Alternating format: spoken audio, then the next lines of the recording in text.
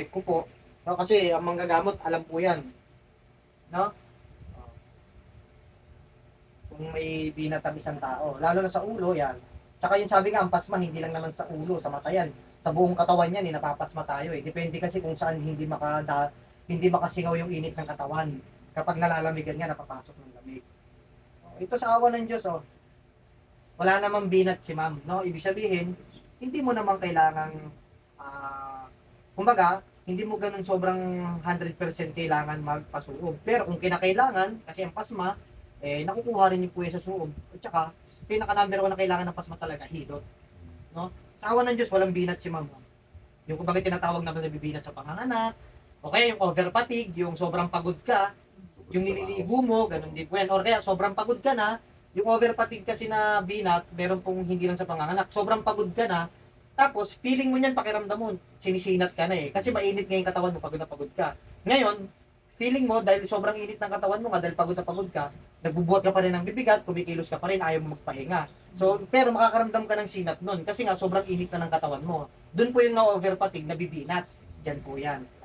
So, sa awa ng Diyos, wala tong binat yung sa mga panganganak o sa pag-iisip, wala. Talagang sa ano to, pasma to, napasma yung mata ni ma'am. No, yung napapasukan ng lamig, baka inililigo nga ng puyat or pagod na pagod, naliligo. So, kumbaga, kasi may tamang oras din ng pahinga eh. Hindi naman kasi, sabi, nagpahinga, baka mamaya, 3 minutes, 5 minutes, ligo na. Hindi po tama yon. Hanggat maaari, depende rin kung gaano kainit yung katawan natin, kung gaano tayo kapagod, kung gaano rin tayo katagal magpapahinga. Ganun po yan, may oras yan. No? O wala po. Tingnan mo, sabi nyo nga, ulitin ko lang, di ba? Hindi naman normal naman kayo sa doktor, inom ng gamot, pinainom na kayo. So, tagal nyo, 7 months kayo yung last na check up, puro normal na po. Puro normal naman ang test eh. Sabi nyo, 7 months kayo last na check up, puro normal naman lahat. Pero, dahil may ganyan kayong pakiramdam, na ano po yan, na ano ng doktor, pinainom pa rin ng gamot, pero wala nangyayari. Wala. Pati sa espesyalista, sabi nyo po, titingnan lang natin kung ano po ha. Kasi depende rin kasi pag smoker ang tao, no? Katulad nito, ito si ma'am hindi nag-i-smoke, ibig sabihin. Hindi naman nagsigarilyo. Ayun. Kasi kapag maghihilot, talagang tunay na maghihilot, alam po ang tao kung naninigarilyo o hindi. Tsaka alam kung may binat, kung may pilay, o ayan, wala. Kasi may mga tao rin kasi 49 na kayo, nasabi niyo ma'am, no? Kasi meron kasing ganyan, yung iba, may dahilan, may panlalabo ng mata dahil sa mga smoke. Depende kung saan ng cause eh. O ito, si ma'am, hindi smoker. Alam ng manggagamot po yan, no? Tsaka dito, kapag naglulunok ng laway at tsaka ng plema. Katulad ni ma'am, minsan naglulunok ng tinatamad. Naglulunok to ng laway tsaka plema. Totoo po, laway. Naglulunok po kayo minsan po. Ayan, Alam ng manggagamot kasi naiipon po yan Ayan nga, kasi ang laway, plema, kapag naglalaway tayo, ibig sabihin virus, dumi ng katawan, bakterya yun, kaya nilalabas ng katawan. Nilulunok natin. Ulit. Nilulunok, di syempre, doble sakit mo, imbis na nailabas na ng katawan mo yan. Ayan, naiipon po yan. Alam na manggagamot, maghihilot po yan. Pag maghihilot, traditionally talaga alam. Kung kung naglulunok ng laway o plema, ayan, naiipon yan, Yan ang isang dahilan din po yan, na possible din may panlalabo ng mata. Ayan. Opo, kasi pag naglulunok tayo, kasi bacteria virus yan eh. Kaya nilalabas ng laway, nilalabas ng katawan yan eh. O yan, naiipon po yan. Bali, hilutin po yan pati to sa ulo. So sa awan ng Diyos, wala namang pilay, wala namang ipit ng mga ugat, pero kailangan mahilot po yan. No, pag nahilot yan, ito, kailangan mailabas ng katawan na to. Gano'n na kayo katagal na ito? Matagal-tagal na to, ma'am. Taon na to, yung paglunok niya ito. Ipon na. Ito, kailangan masuog to. Kasi hindi basta-basta malabas yan, tsaka hindi yan pwedeng pero sa pag hinilot mo, malalabas agad lahat. Hindi po. Unti-unti lang din yan. Tsaka bukod sa water therapy, masuog yan yung ganito. Kasi dumi ng katawan yan, naiipon po. Manggagamot pagka magano talaga. Ayan, dito hindi smoker. Sa awan ng Diyos, hindi mo smoker. Pero dumi ng katawan yun ang laway, plema, dapat hindi nilulunok yan. Tsaka kahit hindi ka naman smoker, hindi ka naman nililigarilyo, magkakaplema tayo dahil pag may dumi pumapasok sa katawan, nilalabas nga ng katawan po yan, dapat hindi nilulunod talaga.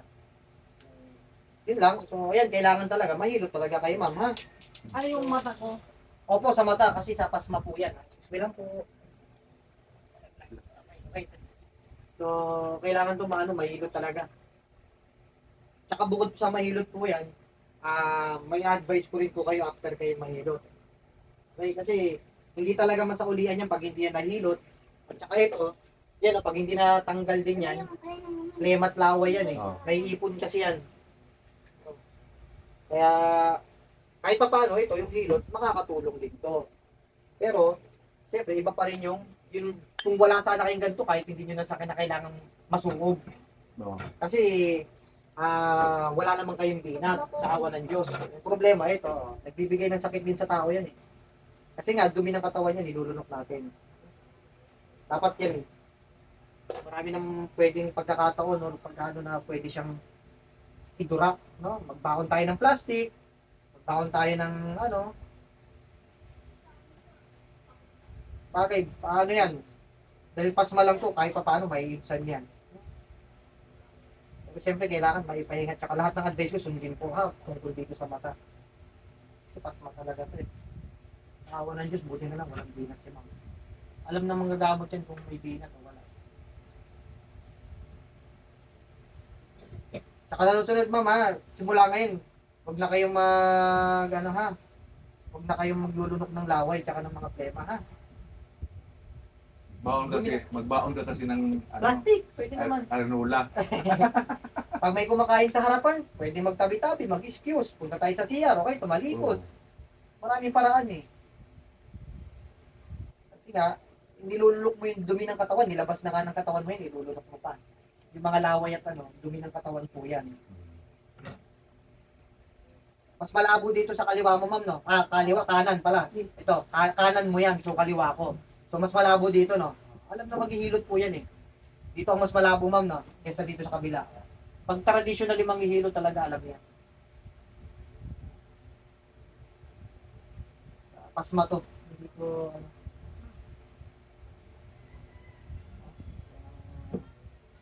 ito, naglalabo rin, pero mas grabe dito. Ito ang,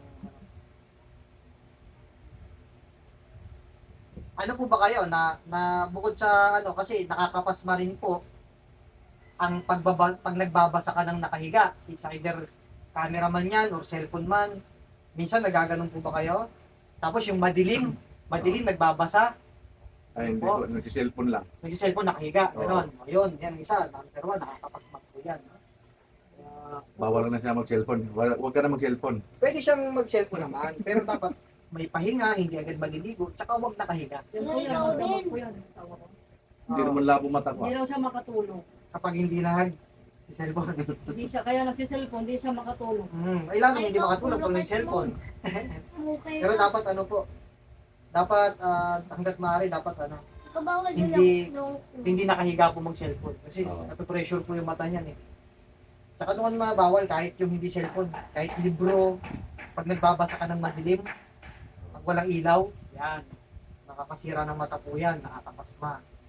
Tsaka yung, ngayon, lalo na ngayon, may radiation pa yung cellphone. Tapos nakahiga ka pa. Cellphone. May oras lang, hindi. May oras lang kasi yung radiation. Naman ako cellphone mo. Kanina ikaw cellphone. Baka mo sinat yung bike ko. Kanina ikaw cellphone, ikaw. Kapag chine-check po kayo ma'am yun sa kapag chine-check po kayo nung sabi niyo nagpa-check kayo sa espesyalista sa mata, ano yung kaya niyong basahin doon? May number po yun, 1 to 8, 1 to 9. Inutan ko na eh. May nababasa po kayo doon ba? Oo, mayroon. May nababasa pa siya. Hanggang number ano po ang kaya niyong basahin pa to? Nabasa na sa akin hanggang 10. Hanggang anong kaya niyo po to? Paliit yun eh. Opo, Yung hanggang number. number ano po ang kaya niyo? Yung kaya niyo po na mababasa doon. Nabasa ko po lang. Nababasa niyo. Pero kaso yung sa problema niyo, may panlalabo. Parang Basta iba, hindi ko maano eh. Hindi ko masabi Upo, yung upo. ano ng problema mata ko. Opo ba? kumbaga, nababasa niyo siya, pero blurred. Pero nababasa po. Nasisilaw, mga ganun. Ganun, no? Ganun ang nangyayari sa inyo.